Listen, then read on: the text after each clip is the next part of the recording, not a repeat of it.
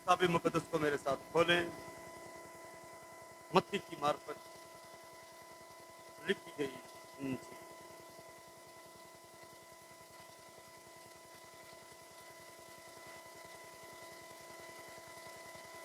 बारहवां बाब 38वीं आयत से देखिए, इस पर पास फिक्कियों और फरीसियों ने जवाब में उससे कहा, ए उस्ताद, हम तुझसे एक निशान देखना चाहते।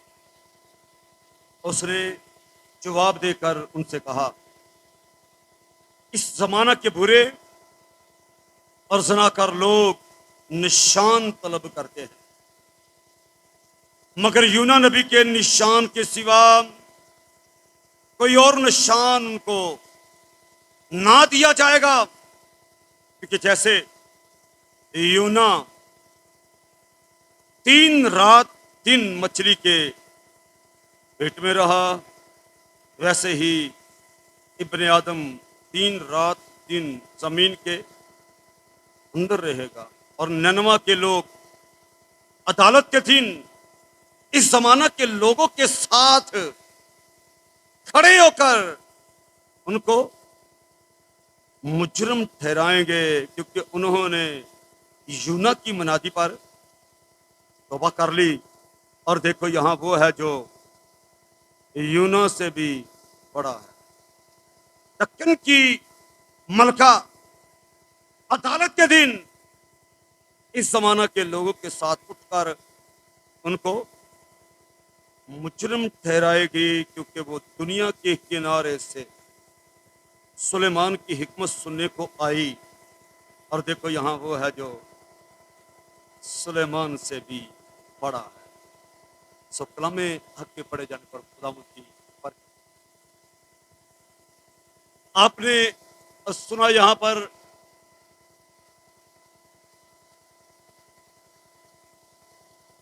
दक्कन की मलका और नैनवा के लोगों का जिक्र है। और यीशु मसीह ने इस जमाना के बुरे लोगों को वाजे करते हुए एक दलील पेश की। और वो दलील क्या थी कि ननवा के लोग जो हैं अदालत के दिन इस जमाना के लोगों के साथ खड़े होकर उनको क्या करेंगे जी? मुजरिम ठहराएंगे। दक्कन की मलका इस जमाना के लोगों के साथ खड़ी होकर उनको क्या करेगी जी? मुजरिम ठहराएगी, जो आज खुदा का कलाम सुन के तौबा नहीं करते। तौबा नहीं करते। जब बात तौबा की आई है तो हम में से हर कोई इस बात पर हैरान है। हम सारे जितने यहां बैठे हैं तौबा याफ्ता हैं, ईमानदार हैं। और ईमानदार होने के नाते हमारा जो है इस आयत के साथ क्या वास्ता है? जो बाइबल के पढ़ने वाले हैं इस बात पर फौरी तवज्जो करते हैं। दोबारा मेरे साथ सुने जरा। यीशु ने कहा, यूना के निशान के सिवा और कोई निशान तुमको ना दिया जाएगा। और उसके बाद 41वीं आयत में लिखा है, ननवा के लोग अदालत के दिन क्या करेंगे जी? इस जमाना के लोगों के साथ खड़े होकर क्या करेंगे जी? उनको मुजरिम ठहराएंगे। किनको मुजरिम ठहराएंगे? उन्होंने यूना की मुनादी पर क्या कर ली जी? तौबा कर ली, जो आज भी तौबा नहीं कर। और देखो, यहां वो है जो यूना से भी क्या है? बड़ा है। दूसरी दलील, दक्कन की मलका अदालत के दिन इस जमाना के लोगों के साथ उठकर उनको क्या करेगी जी? मुजरिम ठहराएगी, क्योंकि वो दुनिया के किनारे से सुलेमान की हिकमत सुनने को आई और उसने जिंदा खुदा पर वो ईमान ले आई। यहां पर लिखा, देखो, यहां वो है कि सुलेमान से भी क्या है, बड़ा है।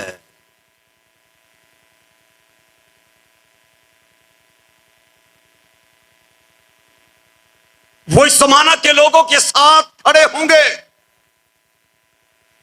और इन लोगों को मुजरिम ठहराएंगे जो आज भी तौबा नहीं करते। मैं क्या कह रहा हूं, जो आज भी तौबा नहीं करते। तो मुझे ये बताएं, एक बेईमान तो तौबा करेगा, उसे तो तौबा की जरूरत है, क्योंकि यीशु की मनादी ही ये थी, तौबा करो, क्योंकि आसमान की बादशाही नजदीक आ गई। शागिर्दों की मनादी यही थी, हमारी मनादी भी यही है। बेशक जब जब तौबा की मनादी की गई, जो तौबा नहीं करना चाहते उन्होंने मनादी करने वालों का बुरा हाल किया। बाइबल गवाह है इस बात की।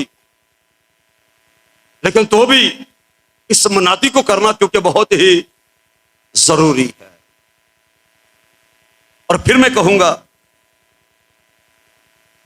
जिसने तौबा नहीं की उसको तो तौबा करनी चाहिए। तो जो पहले ही तौबा याफ्ता है, जिसने पहले से तौबा की हुई है, क्या फिर वो तौबा करे? बोलो ना जी मेरे साथ। नहीं।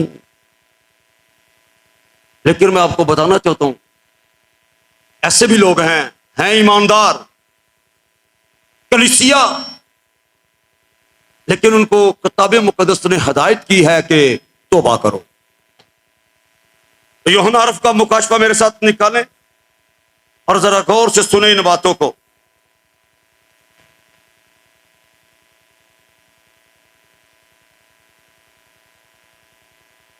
दूसरा बाब,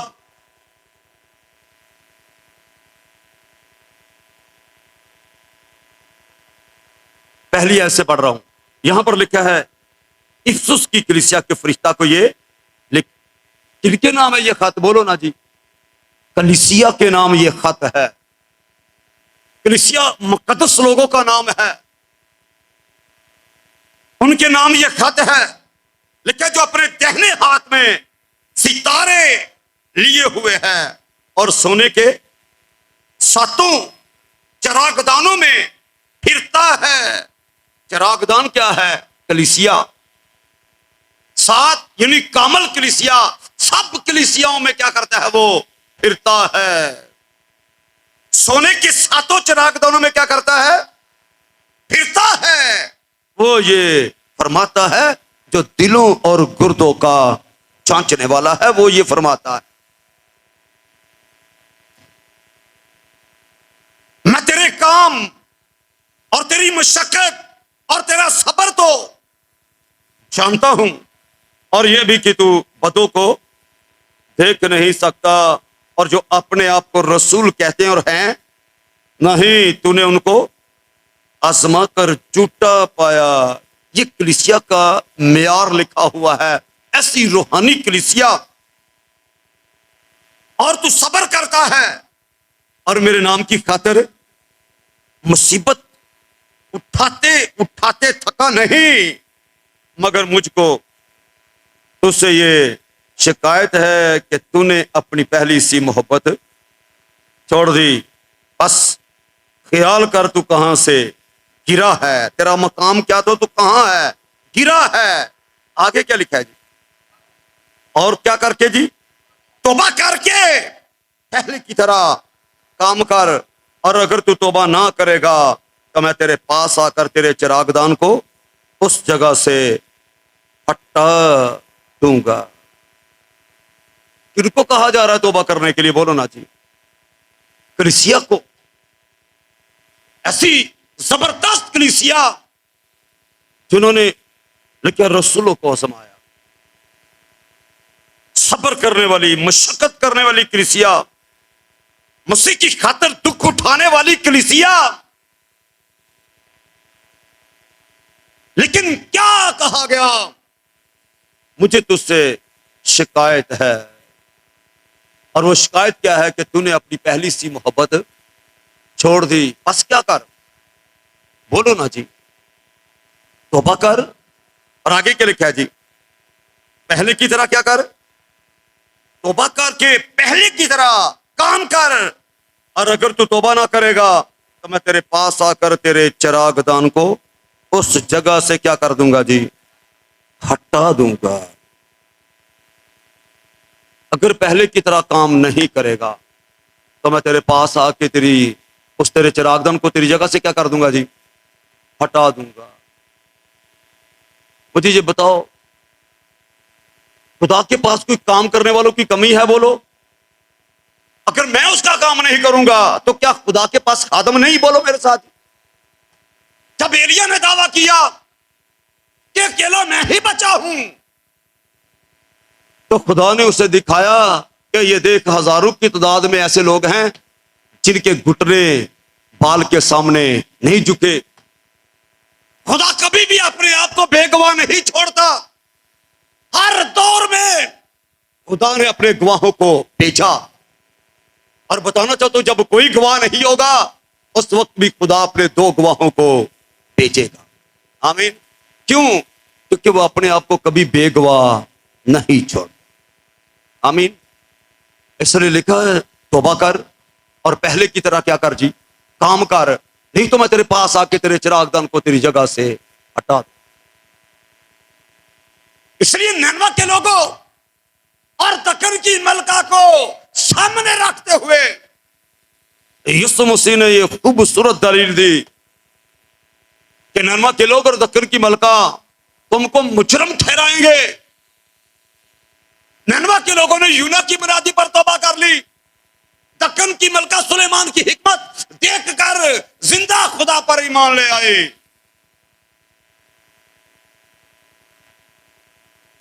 लेकिन यहां पर वो है जो यूना से भी, जो सुलेमान से भी बड़ा है। यूना नबी था, पर कोई मोर्जा यूना ने दिखाया हो? बोलो ना जी। सुलेमान बहुत हिकमत वाला था, कोई मोजदा सुलेमान का बताओ? हिकमत का जिक्र है लेकिन उसने कोई मोजदा नहीं किया। यहां पर वो है जिसने अंधों की आंखें खोली, कोड़ियों को क्या कर दिया, साफ कर दिया, लंगड़ों को चलने की कुवत बख्शी, अंधों को देखने वाली कुवत, बल्कि मुर्दों को भी उसने क्या किया? बोलो ना जी, जिंदा किया। और सिर्फ मुर्दों को जिंदा नहीं किया, वो खुद भी मर के तीसरे दिन मुर्दों में से जी उठा। आमीन। यहां वो है जो यूना से भी बड़ा है, यहां वो है जो सुलेमान से भी बड़ा है। वो लोग सुलेमान की हिकमत देखे, वो लोग यूना की मनादी सुन के उन्होंने तौबा कर ली, अपनी राह तब्दील कर ली, सोच बदल ली। लेकिन यहां वो है जो इन दोनों से क्या है जी, बड़ा है। आइए जरा दक्कन की इस मलका का जिक्र पढ़ते हैं। अपने आप को बहुत धनवान समझती थी कि मैं बहुत हिकमत वाली हूं। जरा ये बहुत हिकमत वाली का जिक्र सुने। पहले सलातीन में से 10वां बाब,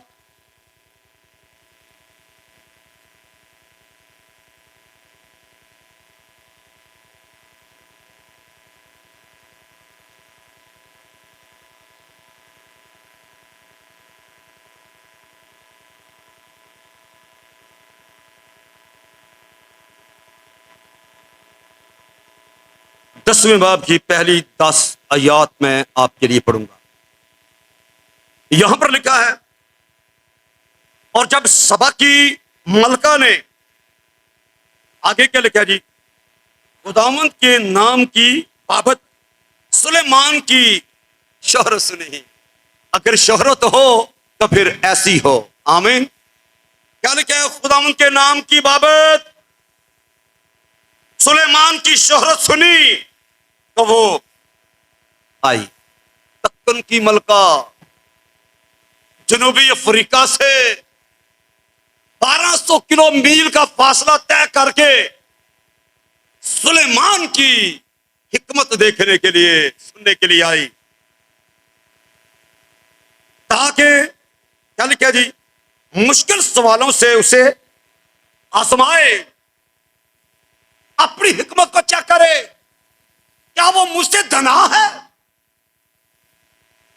और वो बहुत बड़ी जल्लों के साथ, यानी पहरेदारों के साथ, बहुत से लोगों के साथ यरूशलेम में आई, और उसके साथ ऊंट थे जिन पर मसाले और बहुत सा सोना और बेशबहा जवाहर लदे थे।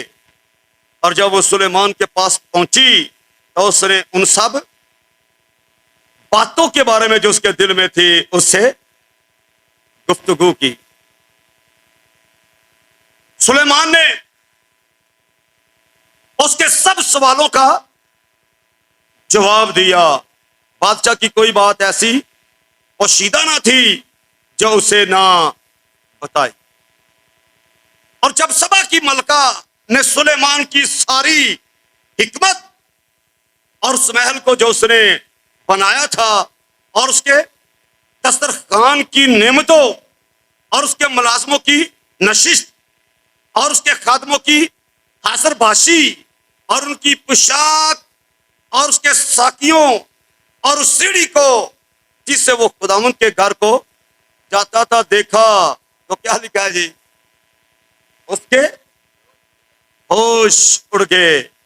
और उसने बादशाह से कहा कि वो सच्ची खबर थी जो मैंने तेरे कामों की और तेरी हिकमत की बाबत अपने मुल्क में सुनी थी। तो भी मैंने वो बातें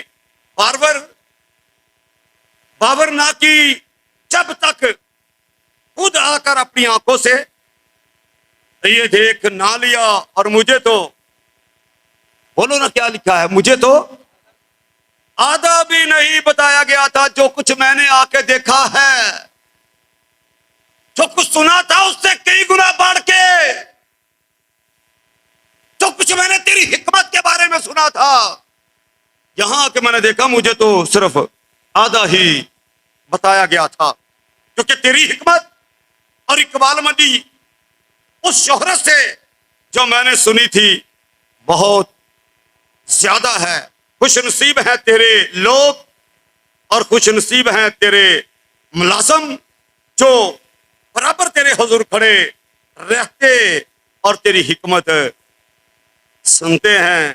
खुदामुन तेरा खुदा मुबारक हो जो तुझसे ऐसा खुशनूद हुआ कि तुझे इस्राएल के तख्त पर बैठाया है। सभा की मलका अपनी हिकमत चेक करने के लिए आई कि मैं बहुत धना हूं, लेकिन जब सुलेमान की हिकमत देखी तो क्या इकरार था? सबसे पहला बड़ा इकरार, मुबारक है वो लोग जो तेरे बराबर बैठ के तेरी हिकमत सुनते हैं। इस्राएल का खुदा मुबारक हो जिसने इंसानों को ऐसी हिकमत बख्शी है। अब जरा गौर से सुने, यीशु ने क्यों कहा यहां वो है जो सुलेमान से भी बड़ा है। सभा की मलका अपने आप को बहुत हिकमत वाली समझ के सुलेमान की हिकमत चेक करने के लिए आई और उसने इकरार किया कि वाकई इस्राएल का खुदा मुबारक हो जिसने इंसानों को ऐसी हिकमत अता की है। आमीन। अब मुझे ये बताओ, सभा की मलका जो है सुलेमान की हिकमत को मानती है और सुलेमान जो है वो इस हिकमत वाले खुदा से हिकमत मांगता है। इसलिए यीशु ने कहा कि यहां वो है जो सुलेमान से भी बड़ा है। तकर की मलका सुलेमान की हिकमत देख के सुन के इकरार करती है कि मुझे जो बताया गया था वो आधा था। मैंने यहां आके देखा है कि तुझे तो खुदा ने बहुत ही हिकमत दी है। और वो क्यों ईमान ले आई? इसलिए ईमान ले आई कि वो खुदा कैसा है जिसने इंसानों को ऐसी हिकमत बख्शी है। वो खुदा कैसा हिकमत वाला है। आमीन जी। जिसने इंसानों को ऐसी हिकमत दी है, देने वाला ऐसा है फिर वो खुद कैसा है। आमीन। देखिए वो जिंदा खुदा पर ईमान ले आई और ये उन गैर कौमों में से ईमान लाने वाली औरतों में से एक थी। आपने राहब का जिक्र सुना है, मसीह के नसबनामे में उसका जिक्र, रूत का जिक्र सुना है आपने, वो भी मसीह के नसबनामे में आई। गैर कौमों से ये औरतें आई। आपने केनानी औरत का जिक्र सुना है, सारपत की बेवा का जिक्र सुना है, और सिकला का जिक्र सुना है, आपने लुधिया का जिक्र सुना है। ये सब वो औरतें हैं जो जिंदा खुदा पर ईमान ले आई। आमीन। गैर कौमों से थी, लेकिन जब खुदा की कुदरत हिकमत को देखा तब वो उस पर क्या हुआ जी, ईमान ले आई। सबा की मलका भी उन औरतों में से एक है।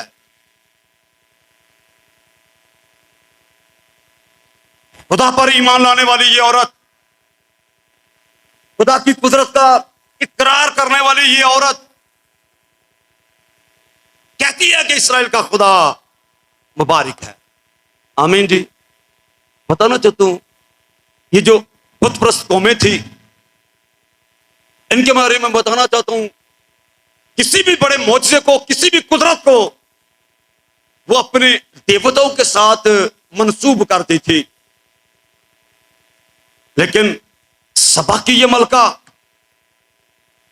जैसे उसने जिंदा खुदा की हिकमत को देखा सुलेमान के वसीला से, तो किसी अपने देवता के साथ उसको नहीं जोड़ा, बल्कि उसका इकरार क्या है। 10वीं आयत को सुने जरा। और उसने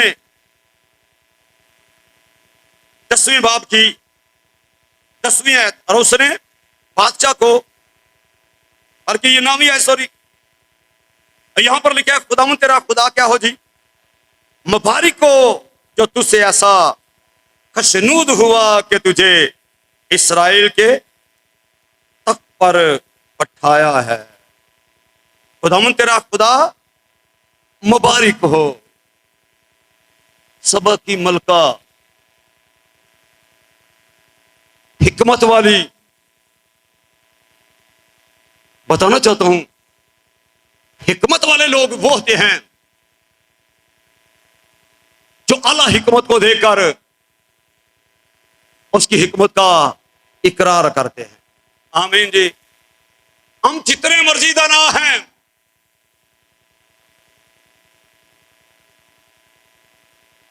लेकिन खुदा की हिकमत क्या है? खुदा की हिकमत खुदा का बेटा यीशु है। और यह भी लिखा है हिकमत और मार्फत के सारे खजाने कहां पोशीदा हैं? मसीह में पोशीदा है। अब दक्कन की मलका और नैनवा के लोग, नैनवा के लोगों ने यूना की मनादी सुनी कि 40 दिन के बाद नैनवा क्या हो जाएगा? बोलो ना जी, गर्क हो जाएगा। तो क्या नैनवा के लोगों ने तौबा की कि ना? बोलो ना जी, कर ली, क्योंकि वो जानते थे कि खुदा ऐसा करने की कुदरत रखता है। वो वाकई ही नैनवा को क्या कर देगा जी? बर्बाद कर देगा, क्योंकि वो जानते थे कि खुदा ने किस तरह सदूम और मूरा को गर्क कर दिया। अब नैनवा के लिए अगर खुदा ऐसा कहता है तो खुदा नैनवा को भी ऐसा कर देगा। इसी तरह सबा की मलका, जब उसने सुलेमान की हिकमत देखी, सुलेमान की सिर्फ हिकमत ही देखी है, जरा गौर से सुने, सिर्फ हिकमत ही नहीं, उस महल को जो उसने बनाया था, उसके दस्तरखान की नेमतों को, मुलाजमों की नशिस्त, और उसके बाद खादमों की हाजिरबाशी, और उसके बाद उसकी पोशाक, उसके साकी, उस सीढ़ी को जो खुदा के घर को जाती थी, ये सारी चीजें देख के वो हैरान परेशान हो गई। क्यों? याद रखें, जनूबी अफ्रीका के लोग बड़े कद वाले, सोने जवाहर और कीमती चीजों में तजारत के कामों में मशहूर लोग, इसलिए वो तजारत के काम में सोना और इस तरह जवाहर, अपने मसाला जात और दीगर चीजों के सबब से ये समझते थे कि ना हमारे जैसा कोई मुल्क है, ना हमारे जैसा किसी का कद है, और ना ही हमारे जैसा कोई तना है। 1200 किलो मील का फासला ऐसे ही नहीं तय किया। साथ एक बड़ी जल्लो, बहुत से लोग उसके साथ, क्या देखने के लिए आई है? बोलो ना जी। सुलेमान की हिकमत देखने के लिए आई है। और आके देखा उसने वाकई ही कि खुदा ने वाकई इसको हिकमत दी है। सुलेमान की हिकमत देख के सोच के अंदर पैदा हुई कि वो खुदा कैसा है, वो कैसा तना है जिसने सुलेमान को ऐसी हिकमत बख्शी है। गौर करो ना जरा बात पे। मैं बताना चाहता हूं, जिन लोगों ने यीशु की मनादी सुन के वाकई ही तो वाकई है, ऐसे लोग नूर में शामिल कर लिए गए हैं। ऐसे लोगों को कहा तुम दुनिया के क्या हो जी, नूर हो। तो उसके बाद क्या लिखा है? तुम्हारी रोशनी आदमियों के सामने क्या करे जी, चमके, ताकि वो तुम्हारे नेक कामों को देखे, तुम्हारे बाप की जो आसमान पर है क्या करे जी, तमजीद करे। आमीन। खुदा ये चाहता है नन्वा के लोग और दक्कन की मलका की तरह हम भी जिंदा खुदा पर ईमान लाने वाले, उसके बेटे यीशु को दिल से कबूल करने वाले, नूर में शरीक होके नूर बनने वाले, ताकि हमारी रोशनी जो है वो चमके। तुम नूर हो और पेशतर आप सुन चुके हो। नूर का काम क्या है? बोलो ना जी। चमकना। कहां चमकना? तारीकी में। नूर तारीकी में चमकता है। आप नूर हो। बेशक हर पल आपको बुझाने की कोशिश की जाती है, लेकिन तुम वो नूर नहीं हो जो दुनिया बुझाए तो बुझ जाए। इसे जितना भी बुझाने की कोशिश की जाएगी, इसकी रोशनी और ज्यादा चमकेगी। आमीन। इसलिए वो नूर हो जो बुझाने से ज्यादा चमकता है, हवा मिलने से ज्यादा चमकता है। इसलिए तुम्हारी रोशनी आदमियों के सामने चमके। जब जब ईमानदार पर मुश्किल हालात आते हैं तो सुने गौर से, असल में वही उसकी गवाही का मौका होता है। आमीन। उसी वक्त तो गवाही कायम होती है कि ईमानदार मुश्किल हालात में भी खुदा की हुजूरी में किस तरह कायम रहता है। आमीन। इसलिए नैनवा के लोगों को और दक्कन की मलका को यीशु मसीह ने सामने रख के आज भी लोगों को यह सिखाया है। उस जमाने के बुरे लोगों को यह तालीम दी कि तुम निशान तलब करते हो, यूना के निशान के सिवा और कोई निशान तुमको दिया आ जाएगा। जिस तरह यूना 3 रात दिन मछली के पेट में रहा, इसी तरह इब्ने आदम भी रहेगा, और इससे बड़ा और कोई निशान नहीं। और यह भी बताया यहां वो है जो यूना से भी, और यहां वो है जो सुलेमान से भी बड़ा है। आमीन। इसलिए जरूरी है, अगर सबक की मलका सुलेमान की हिकमत दे के जिंदा खुदा पर ईमान ले आई, तो आज खुदा के बेटे यीशु की हिकमत, मुजज़ात, तालीमात, उसका मुर्दों में से जी उठना, उसका आसमान पर जाना और उसका दोबारा वापस आना, इन बातों को देख के सुन के अगर हम इन बातों पर मजबूत ईमान के साथ खड़े हो जाते हैं, तो फिर याद रखो आप मान गए हो कि यहां वो है जो सुलेमान से भी बड़ा है। आमीन। हम इकरार करते हैं कि हमारा खुदा मुझे है दुनिया को हिकमत देने वाला है। आमीन। जैसा मैंने बताया, हिकमत और मार्फत के सारे खजाने उसी में पोशीदा हैं। जिस हिकमत से कायनात को बनाता है या उसने बनाया है, जिस हिकमत से काम करता है, वो हिकमत खुदा का बेटा यसु। आमीन। तो यहां वो है जिस हिकमत से सारी कायनात बनाई गई है, सब कुछ उसी के वसीला से पैदा किया और कोई चीज भी उसके बगैर नहीं है। जब कोई चीज उसके बगैर नहीं है तो फिर हम उसके बगैर कैसे रह सकते हैं। आमीन। इसलिए जरूरी है, अगर नैनवा के लोग यूना की मुनादी पर तौबा करते हैं, दक्कन की मलका सुलेमान की हिकमत देख के तौबा कर लेती है, तो यहां पर वो है जो यूना और सुलेमान से भी बड़ा है और वो खुदा का बेटा यसु है।